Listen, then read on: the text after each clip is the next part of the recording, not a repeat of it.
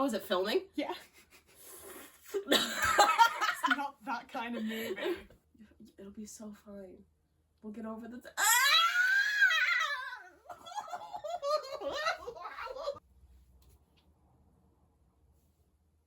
Do your normal thing.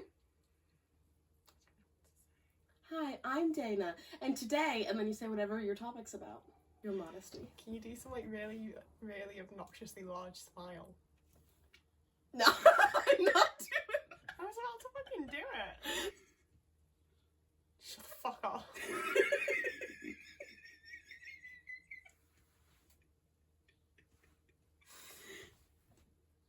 Be social. Hi, I'm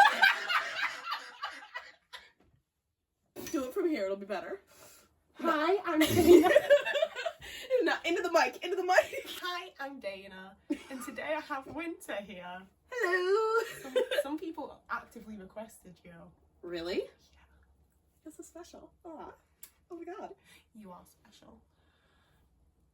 You're not wrong. We were going so good, you could have just kept going. What are we talking about? We're gonna talk about the States and a little trip. Start over. No, because I can just cut out me asking and put you in telling it. No, you gotta ask. Winter was the person that very kindly took me to America, like a little bit of a charity case. So he paid for my food and my plane ticket. And you moved all my stuff.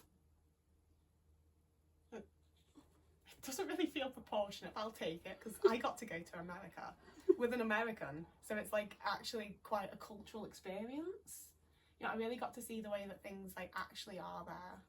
I'm really sad that we didn't see a gas station with all the Trump stuff. Like, you sent me pictures all the last time you were there. Oh, that's because we were in California and this certain part of Arizona. We didn't go through, like, Nevada or Utah or anything. Like, the stuff that is, if you drive from Utah to Arizona, like, you go through the southern part of Utah.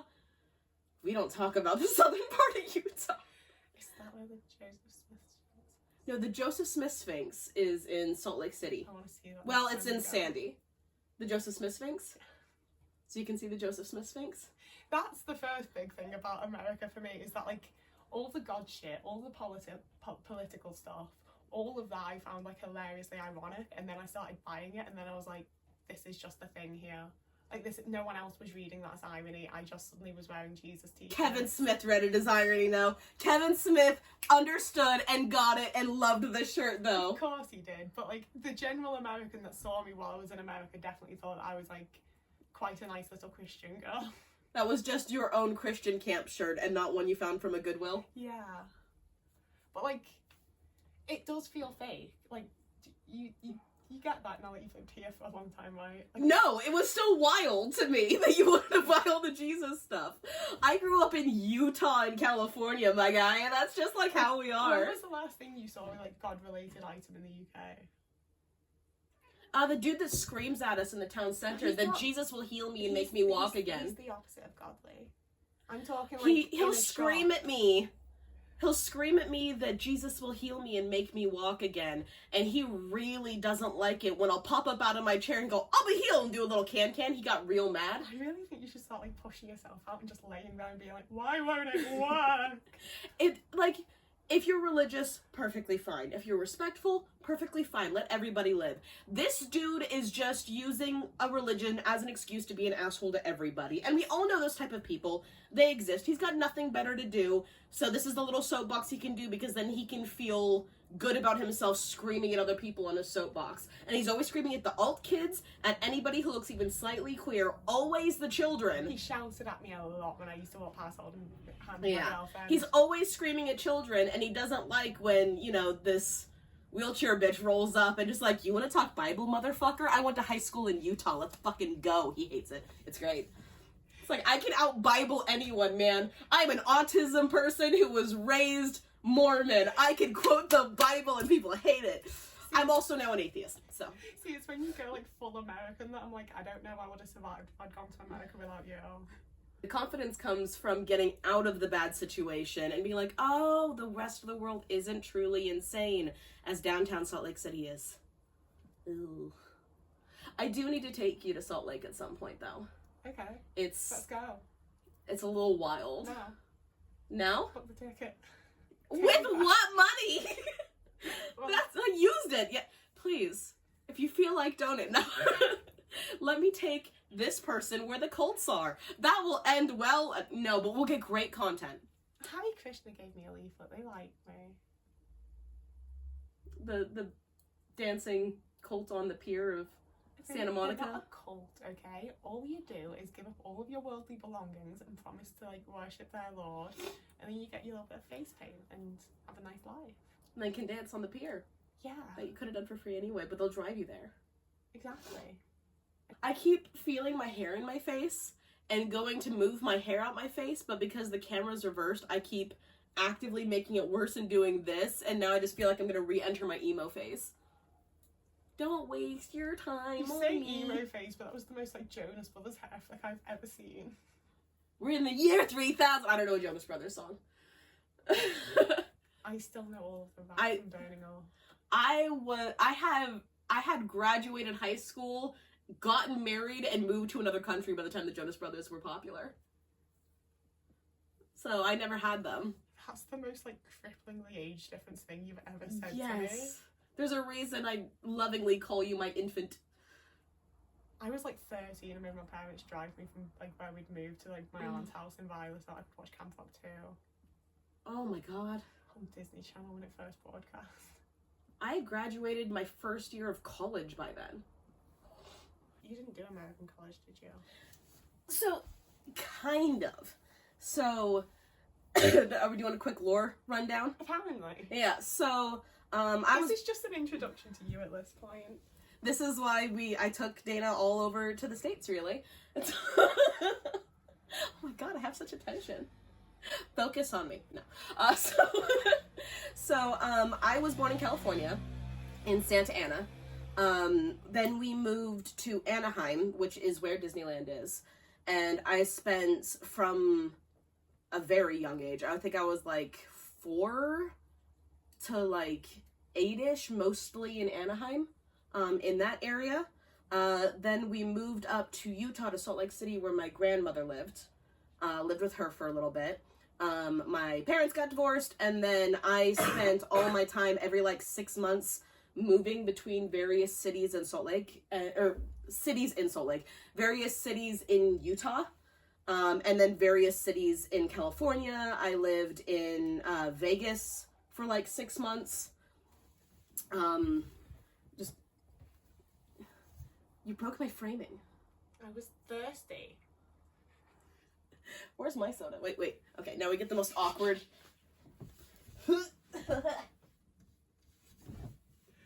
The feet have socks. Just gonna go. No, the feet have socks because we don't give away feet pics for free on the internet. People have to pay for that.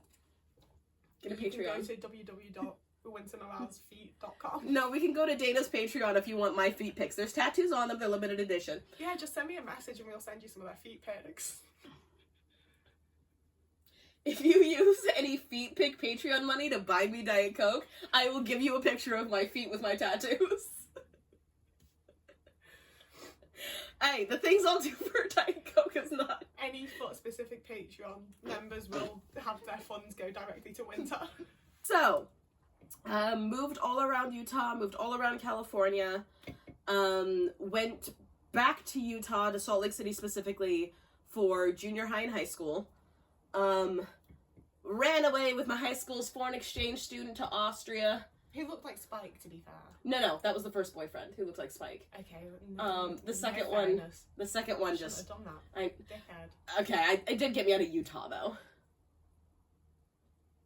Okay, little cult wannabe, like, you don't want to be in Utah. Anybody who lives in Utah, you know you don't want to be in Utah. I just like the idea of having built-in best friends from my husband to the wives. That's not how that's... okay. But went to Austria, lived in Austria for 10 years.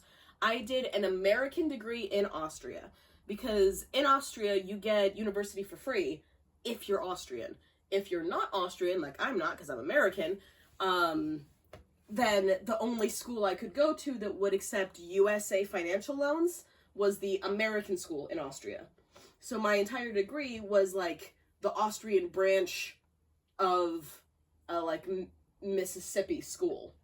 So I had majors and minors just like you do in USA schools.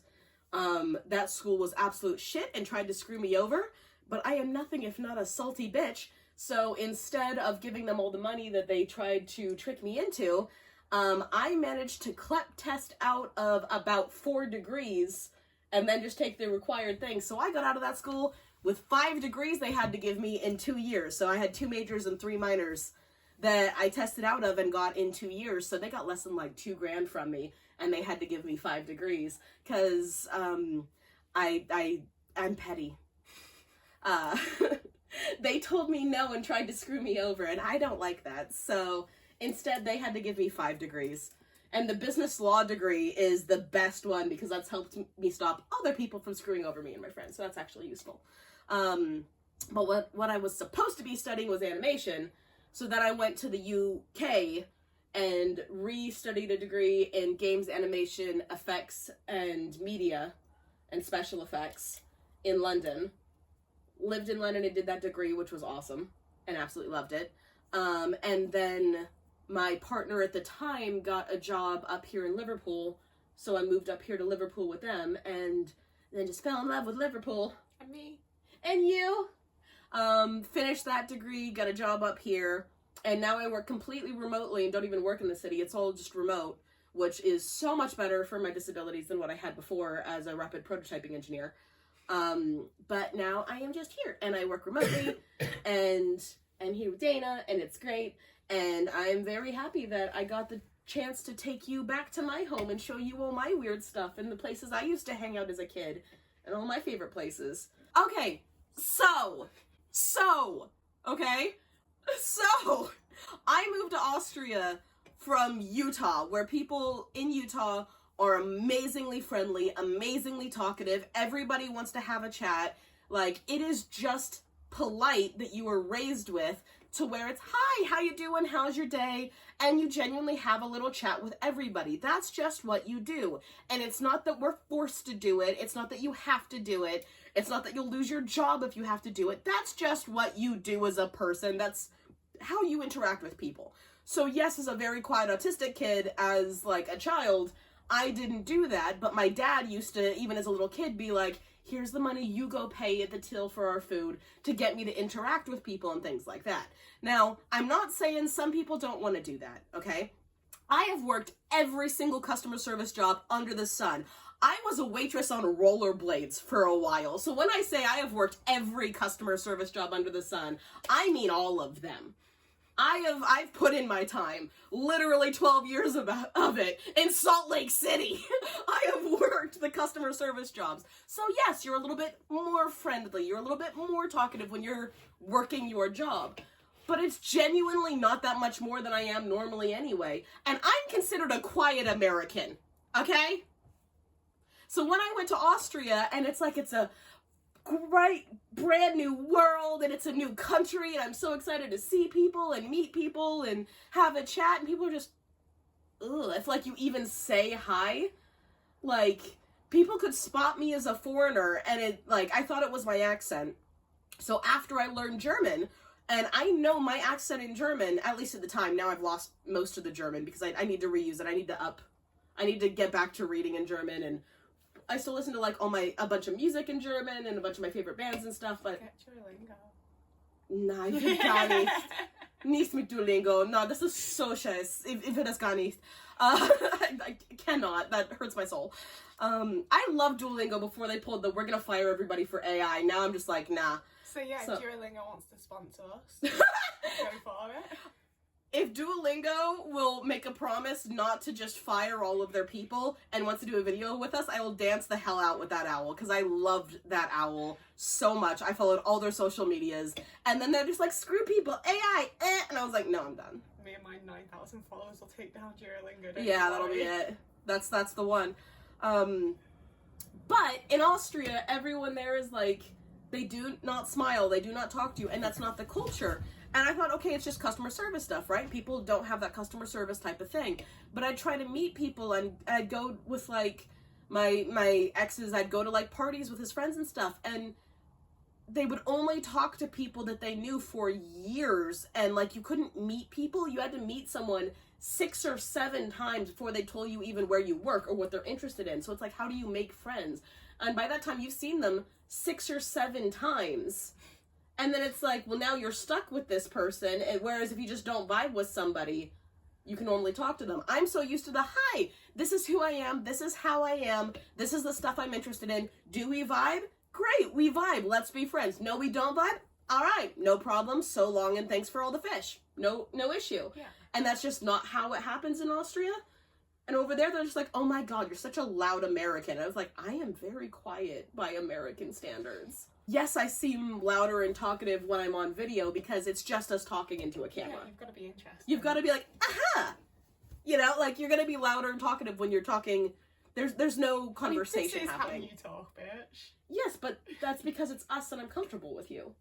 You know? There's a difference between that and the social mask that's when you go up when you go places. It was, like, fucking weird to me. That, like, because I just listen out for your accent when we're in places. Like, you're the only person that sounds like that. I either look for wheels or I listen for your accent. And so many times in the US, I've Wait, what was that first one? I watch for the wheels. Okay. Because then I don't have to make eye contact with anyone because I can just look at the floor, but it does mean sometimes I'll like stand up and be like, that's a woman with a plan. But yeah, so I listen for you more than anything. And in the US, there were so many people I'd turn around to because like they were the loudest American I've ever heard and it just wouldn't be you. And I'd be like, what the fuck? What the fuck? Because I'm not that loud by my country's standards. If I'm comfortable around you, yes.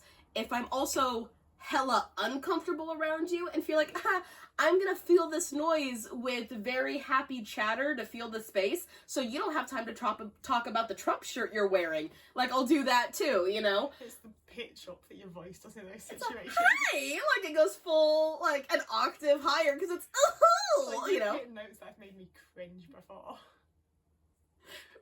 You go into like a whistle range sometimes. The more I cringe at the other person, the more my voice makes others cringe, is what you're saying? It's a direct correlation? Like, your actual voice, always fine, always nice to listen to. Your voice when you're uncomfortable and you suddenly just like fucking become Mickey Mouse, like, nah. My nickname growing up was Minnie, because if you watch any home videos of me, I sounded exactly like fucking Mickey Mouse. I have the autism tone of speaking, and nobody picked up on it. And it's like, when you look up childhood signs of autism, and I'm hitting every single box, including the whistle tone voices. Your personality's the DSM-5. It really is. The whole thing, not just autism, it's the full DSM-5. I've got like 9 different things in there. It's kind of ridiculous. So we're 31 minutes in. I don't feel like we've talked about the trip. We have... I mean, I said it kind of. Like, that's... So, those This are all... isn't about, like, America anymore. This is just about winter. This is just the full introduction for you. Oh. It feels weird to just talk about myself.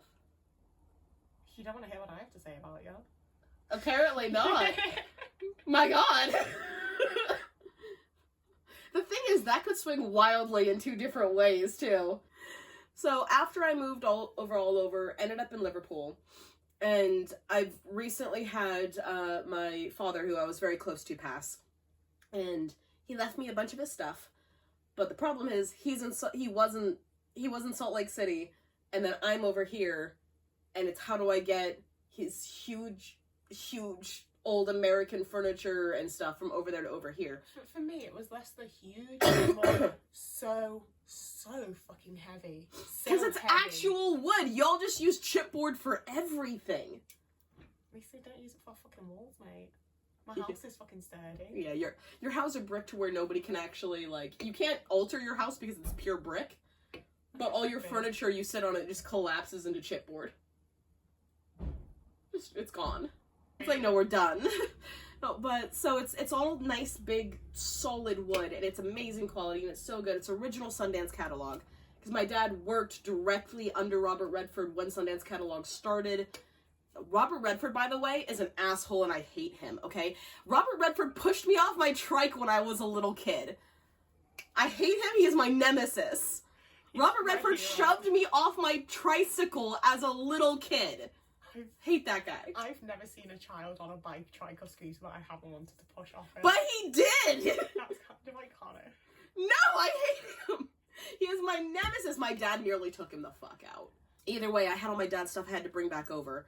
And I have my really, really close friends in America, in Arizona. And they had, like, all my dad's stuff in a storage unit that they were holding for me. And every time, like, I try to go back, like, every couple years if I can, but it's so expensive. And if you're paying to go back... Also, the storage container was out in the middle of the desert and we saw a wild horse and it was sick. Because that's close to where I used to live. We used to live across the street from that storage container. That was mind-blowing for me, was you being like, yeah, that's normal, and being like, there's lizards! I used to just hang out with the lizards, man. I love the lizards. And you're like, yeah, we just, like, had a storage unit. It was in the desert! I lived in the desert. There are cacti! Yes, that's where I'm from. It's crazy. I remember once living in California when my family lived in Victorville. That sounds made up. It should be. I lived in Victorville, and I had a friend come visit us for a week to hang out, and we're sitting out front, and my friend goes, so what do you guys do for fun? And then right as they said that, a tumbleweed goes down the road, and we just stop and watch it. And I go, that's it? We've got a tumbleweed. Chase it. Like, we've got nothing. Because it was before internet, and that's all we had. There was nothing. Like, I'm from the desert. Like, I am a desert lizard. So, like, that's the thing of the temperature that gets me over here, is I am freezing all the time. I am a desert lizard that needs to just lay on a hot rock to absorb body heat. So many places like that must still not have, like, really have internet, because even, like, Michaela said that she had to sit in, like, a certain part of her house to be able to get any signal. Yeah, because how do you get the landline out there? I mean, you'll have power cables going everywhere. Yeah, but that's for power. Internet cables are different. They're not allowed to use that same infrastructure because that's private versus other thing. Though I will say in Victorville has the best internet of almost anywhere in the country now, because so many like tech bros out in LA and in Silicon Valley bought houses out in that part of the desert because it's so much cheaper and you can just drive on the freeway straight over. So like now, like the Victorville area or anywhere around like Death Valley area has the best internet like of anywhere in the States. Like it is insanely fast. Like it's such good internet. The internet over here makes me cry. It's so slow. Until I met you, a good part of me felt like Death Valley was sort of like how they did the whole Iceland Greenland thing, and it'd probably be really nice there. It's called Death Valley because traditionally if you went over 3 meters out past where the road was, the sun reflecting would make the road disappear because it would just all look the same because of how it reflects off the flats, and you could not find the road again. So you couldn't, unless you knew exactly what direction you came from, you could not visibly see a difference because there was nothing on the horizon in any direction to indicate where the road was, and you would just dehydrate and die. Like, I know shit like that now, but also, like, if me and you were gonna buy a town and move out there and not want anyone to come, we'd call it Death Valley. Yeah. We were the gas station along Route 66 right before you shot straight through to Vegas. And there used to be signs along that road. Like, now there's internet and there's stops, and now there's gas stations along the way and stuff because so many people take that road. But it used to, like, there used to be signs that says, you need at least this much fuel to get there. Make sure your tank is fuel. This is the last stop. There is not a thing for 5 miles. There is not a thing for however, like, 5 miles is nothing. But, like, there weren't even telephones to call people, and this is back before, like, cell phones and stuff. Like, the amount of people that are just broken down. Twice a day, they used to just have people go out and just check for broken down or dying people down that road, because if people are stuck, there's nothing you can do. Pause real quick. No. Hey, I'm Winter. Yay. Do I sound like that? 100%. It's Gross. actually amongst the best impressions that I've ever done of anyone. Now I understand why people find me annoying. I'm making a thing. 5 people tell you you're annoying, and there's like 27 people are like, I love you. Nah. So, me and Jess count for at least like 5 people. 7 people each? Yeah, 7. Take it up a notch. 7 people each? Wayne's like 3 on his own. Yeah, you're not wrong. And Spine's an extra one. His spine's an extra one? Because it's broken, so it counts as its own disconnected thing? I was thinking more because he's so like... Okay. He's like the opposite of spineless. Like his spine's all little man stood in there. Doing a job. Okay. It's not doing the job. It's not working.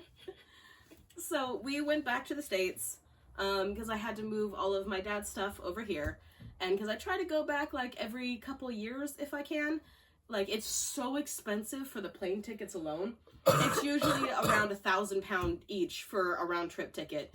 And that's if you get a round trip if you get like one way and then the other way because you're going to different places or whatever, it's more than that. So because it's so expensive, and because my job's remote and I can do my job anywhere, I tend to just go for a month, and I'll just stay with. What are you doing, oh man? He's having fun. He's doing a thing. Woo! What was a parkour kitty? You're so clever. You're so cool. His eyes look really manic right now. He got the zoomies. That was just a wee flip. So because I have to go back to organize my stuff for my dad, and I usually go back, I stay for a month when I go back, I thought this time it would be really fun to bring my bestie with me. And financially, luckily, I could make it work because of all the money I was going to have to spend moving stuff in the States. Because, like, it's generational wealth, obviously.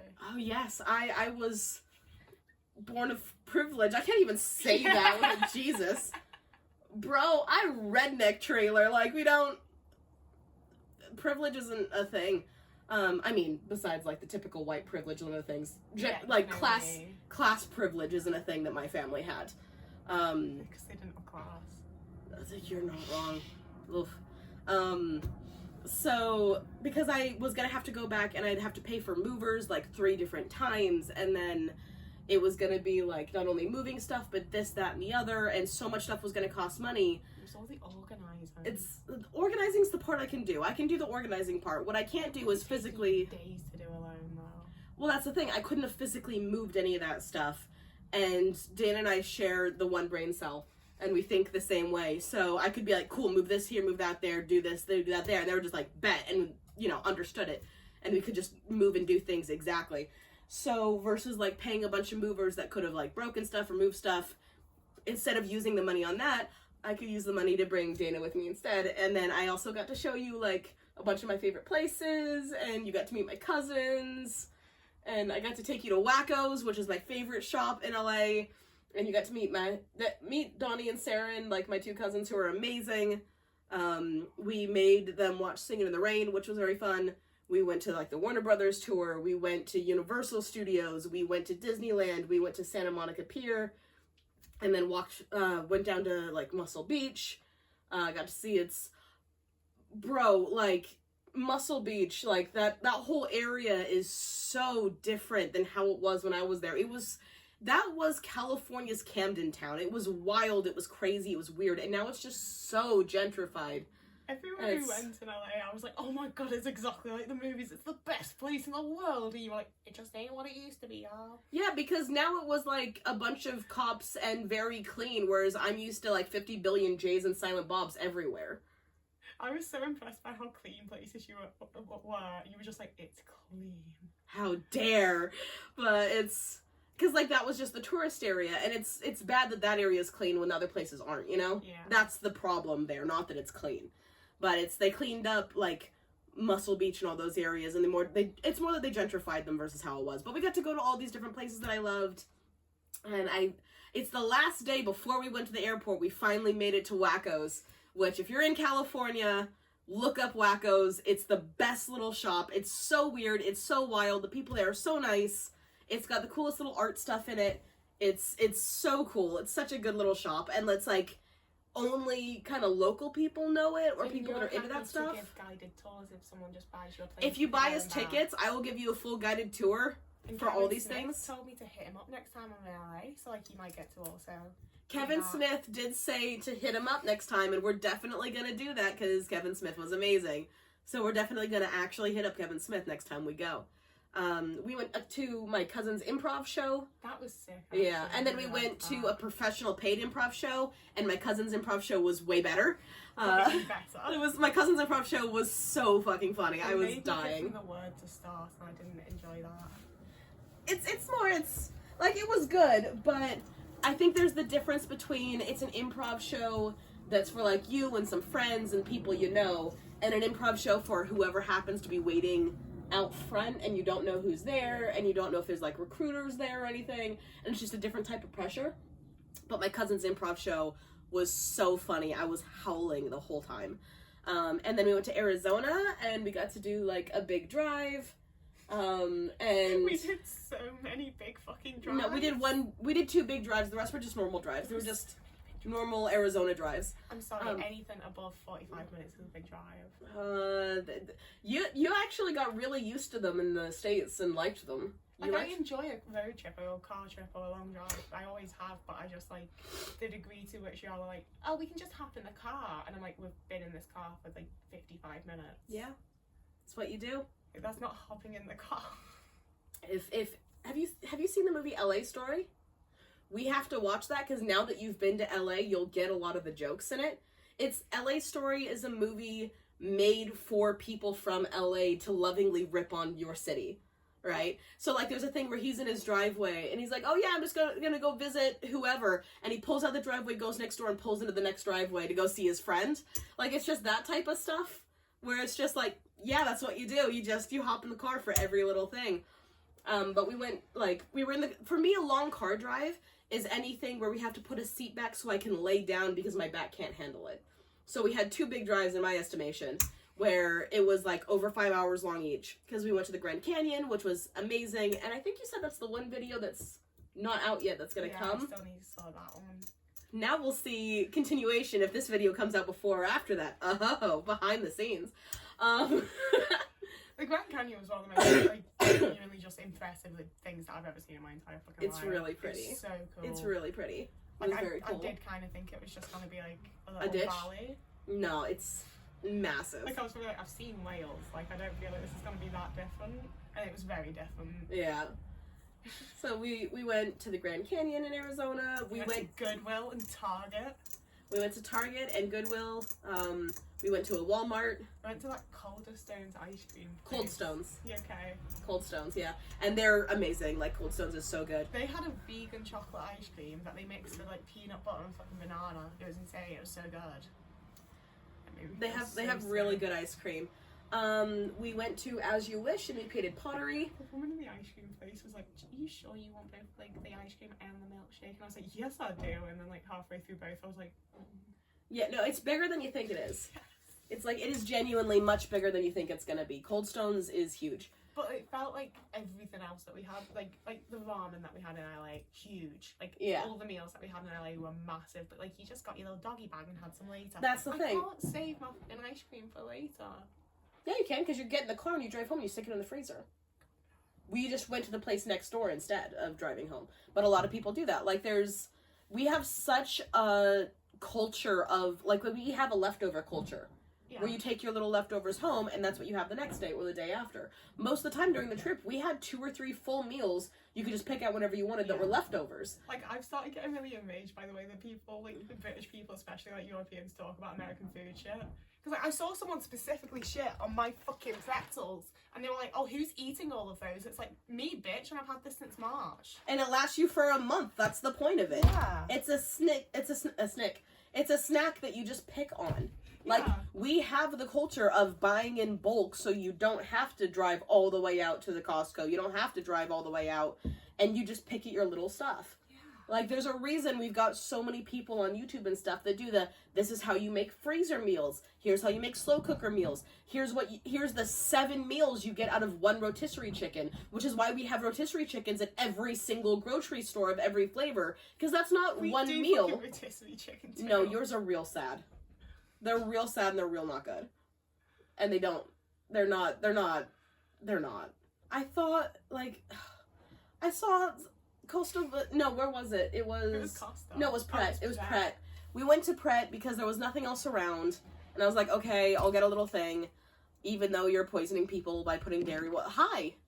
Oh, that's behind the camera, not in front of it. I thought he just went up and looked at the camera. He's standing on my laptop. He's standing on the laptop.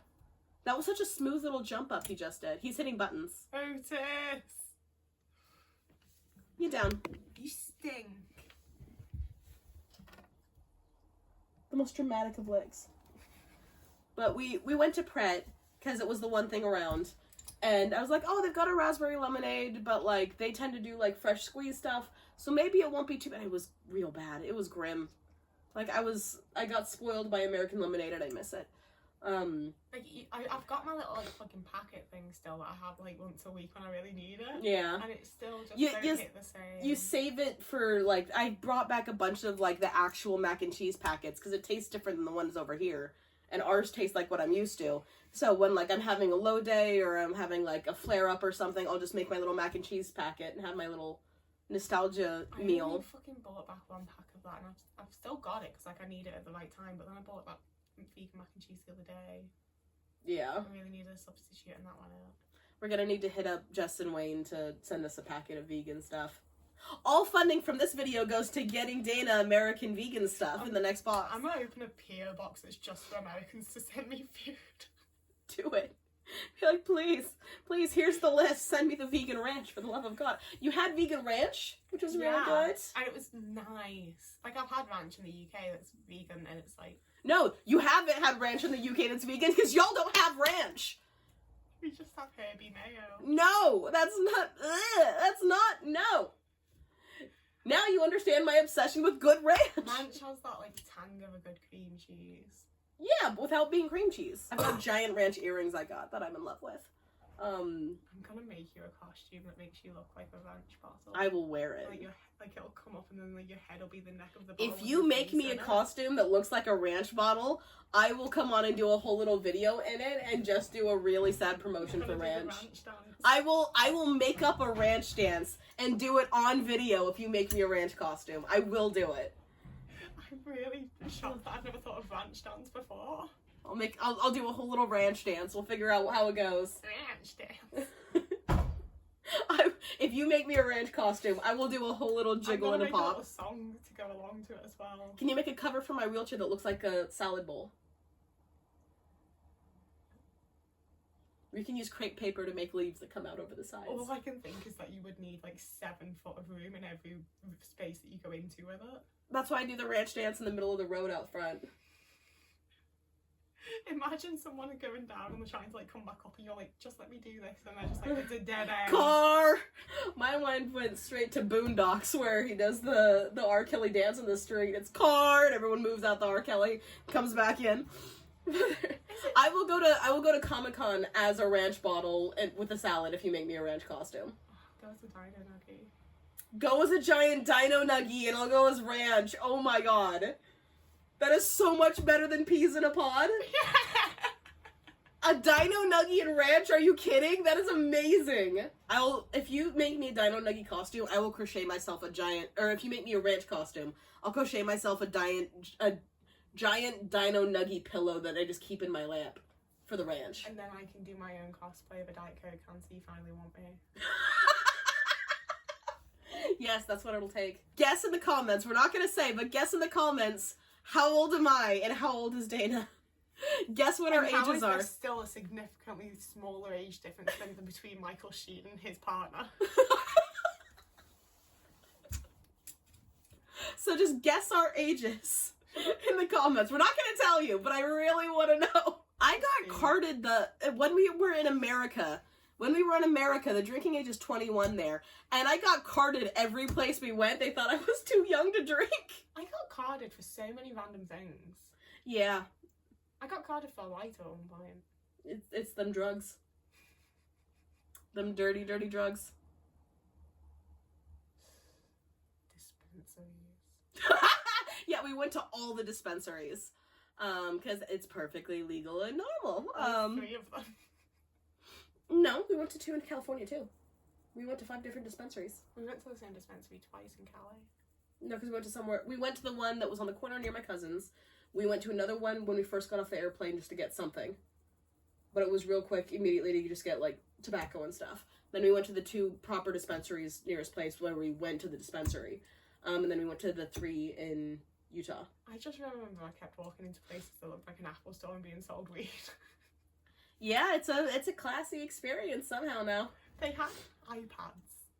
Like the first Most places have iPads. The first one had the iPads register. that they like turn around for you to show all the different products. It feels like the modern techno equivalent of like when guys like pull open their coats and like, do you want some of this? But it was like an iPad. Yeah. It was the TVs behind them, like ads for McDonald's, but it's just showing the different flavors for dispensary, and like the bright sale signs and everything. And the buy so much, get a pre-roll free. One of them did Berserker pre-rolls, and I'm still like, was that meant to be a Clerks reference? Yes. It's Clerks. It's Kevin Smith, of course I'm it was. used to people here not knowing anything about This is any of LA. it. There's a lot of shit that comes from LA, man. Yeah, but it's Kevin Smith. He's a national treasure. Yeah. If you have ever smoked anything in your life, you know who Kevin Smith and Jay and Silent Bob.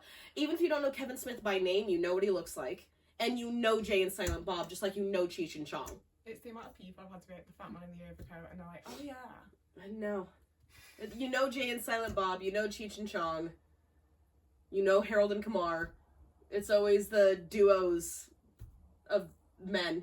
Yeah, the things that you say, most of them I don't mind, but Costa instead of Costa. Costa? And whatever Costas? the fuck you just said instead of Kumar. Harold and Kumar. Kumar. Yes, it's American, that's how they pronounce it. Yanto and Kumar. It's an American show. That's not how he says his fucking name in it, though. That's how everybody else says his name in it, though. It's not right. Costa. Yanto. I say Costa's that way because I had never heard of Costa's the, like, place. I know Costa's as the Greek name, which is Kostas.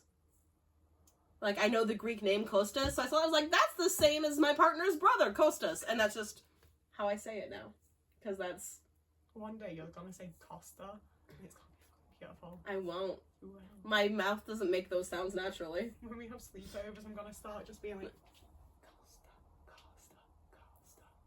And eventually, I'm thinking, Because that's what you'd use that time to try to get in my brain. well, I'm gonna like voice memo it and then just like loop it. Oh. Like that. I mean, like actually do it. Okay.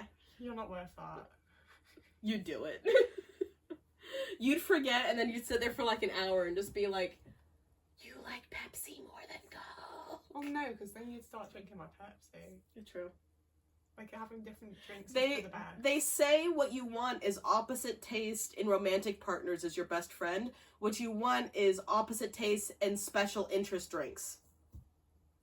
Our taste in partners is too opposite. I've It's- hated everyone you've ever loved. I despise everyone you've ever found even slightly attractive. There's that game where like it's like take a drink whenever you find somebody on the street hot, and I'll point somebody else and Dana will be like, ugh. And then Dana will point somebody else and I'll be like, ugh. Just opposite taste in people. It's the way that people on my channel definitely know about some of your dating history, but I just said it's like, so my friend like did this. People on your channel know about some of my dating history? He knows so much about you. What have you told them about my I dating talk history? about you so much during like tidy and put the shit away with me videos. But what have you said about my dating history? I definitely went into like a degree of detail about redacted. Does that count as dating history? You dated and he is. We went for 3 dates. again redacted, but Yeah. But I don't think that really counts. That's like he wasn't like a partner or anything. We just went on a couple dates. yeah, but I hate him so much more than your actual abusive partner. Wow! That's because you haven't met him. People keep trying to, every time I go somewhere where I need assistance, where, Which is anywhere. okay, but I mean like the bigger places like the airport, right? So I've got my wheelchair. I need it to get around most places. Clearly, I'm ambulatory wheelchair user. I'm mixed mobility. So my problem isn't that I was paralyzed or my legs. My problem is my spine, right? And that I have EDS and my joints will just be like, yeet, and like huck themselves out of place. Make it sound so funny, and then when it happens, I'm like, I'm going to vomit on your behalf. No, we were in Universal and my hip, or my shoulder joint in Universal while we were in the, it was my hip? Yeah. Yeah, we were getting out and I just bent slightly wrong and my hip fully popped out of place. And I just went, oh, hold on 1 second. And I had to go and put myself against the railing and then do this and just snapped my hip back into place. And it snapped so loud that like 7 people turned to look at me and my cousin had just blood drained from their face. And I was just like, it's fine, it happens, let's go. And he was like, what the fuck? And then every time I just ended up quoting bullshit. I was like, don't be freaked, I do this bullshit like 8 times a week. And because like it just, my hip pops out, I shove it back in and I continue on my day. And then I'm sore for a few hours and whatever. But I need the wheelchair because I'm either sore for a few hours or because the more I'm in the wheelchair, the less likely that is to happen. And I have quite extreme spinal damage and nerve damage. and it means that I can get around and have energy to do things. So I need my wheelchair, but I will get out and move my own wheelchair to like pop it up to get on the tube, or to like get on public transport, or if there's like a little thing that I can't get over because it only has a clearance of like an inch. And the glare people give you when you stand up out of a wheelchair, because you're either fully paralyzed or you're nothing at all. But I rely on that wheelchair to go places. For instance, I could not walk down the street to a grocery store. I couldn't walk to my local Tesco's without my wheelchair. So if my wheelchair is damaged, I cannot get groceries on my own. I can't go places on my own. I can't do anything.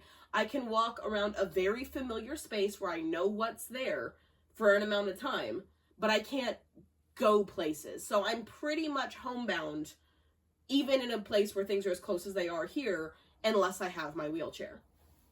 Like, I need it for that type of stuff. Like, even saying as close as things are here, it's still like, say like your 15-minute walk to get to the shop, the 15-20 minutes that you're walking around the shop, the 15-minute walk back with bags. Like, it's just like I can't physically do it. And even where I used to live, where it was like the equivalent of 4 houses down was like Tesco Express, I still can't do that without my wheelchair, because there's the 10 minutes you're in the Tesco's and then it's holding stuff, and I can't do it without my wheelchair. I have to have the wheelchair for that stuff, because it's just too painful for me to get around. See, it's also a thing as well, though, like, people do that, like, oh, well, like, disabled people should move to an area that's more accessible, and it's like, okay, so you move to the city centre, and now you only have a Tesco Express, but, like, they don't have all that much stuff. They don't. I mean, I'm autistic, so I just eat noodles with butter anyway, but, you know, in theory, if I wanted to have food. Like, I have some funky safe foods that I need, and it's like, if I only had a Tesco Express, I just wouldn't eat some weeks. Yeah. Like, well, it's also, there's a lot of things I can't do. I still have to, even in the most accessible part of Liverpool, that is one of the most accessible cities I've ever lived in, and I've lived in quite a lot, it's still cool. I still have to get to the hospital. I still have to go to my doctors. I have to go for, like, blood tests and this test and that other test, just as ongoing health problems a couple times a month at least. And I have to pay for an Uber to get there every single time, because I can't take my wheelchair there because the battery's not that long enough. Like, and I can't get in a cab because, like, the chairs don't fold up nicely. And if I'm lucky, I can get a black cab, but the black cab will get me there. There's never a black cab way out where the hospitals are to get me back. So it's cool. Then I have to pay double the return trip because there's no black cabs out there. Oh, no, but, like, they don't want you to have to pay for that stuff. So all you have to do is, within a few weeks before your appointment, you phone up and you get your ambulance place booked. And then at some point during the morning of your appointment, they might come and get you. No, I've when never you're done, had that. At some point, they might get you back. My nan used to do it all the time, and it was only like maybe 5 times out of 10 that they had to phone my mum and be like, oh, they haven't actually come and done it. Yeah, there's also the case that because I'm not a British citizen, I don't get PIP or anything, I can't get that. That's not on offer for me. I have literally been laughed out when somebody had said, oh, you're not a citizen though, are ya? I mean, it's not a service that fucking works anyway, but that's grim. Like, there's so much I'm not allowed to do. And it's not just, the thing is, I'm not a British citizen yet. I'm going to be soon. I've been here 12 years now. But I qualify now to become a British citizen. I just have to save up the £2,000 it takes to pay for the test to become a British citizen. And it's like, you're way more patriotic than I am. You care about this shit more than I do. I fucking love England, man. We should just I grew up being obsessed with the worst witch. Like, I love this stuff. We should just swap nationalities. If it only was that easy, because I would. Freaky Friday it. Just like slam our heads together. Let's go. It's too fucking short. If nothing, how desperate are they? let's just knock ourselves out by doing that and see how long on camera we're just laid out flat. But that's just like, I could become a citizen now if I could afford it. And it was so much worse before Brexit, because that was the main way a lot of the government made a lot of money and could keep people out, because you're just a number. It doesn't matter that I have a degree here where I have a first, where I got best dissertation, best award, best of class, best all the things that you could get that I qualified for in school in my degree. I got the best of everything. I've got 3 standing places offered for masters or PhDs if I want them, because my grades were that good.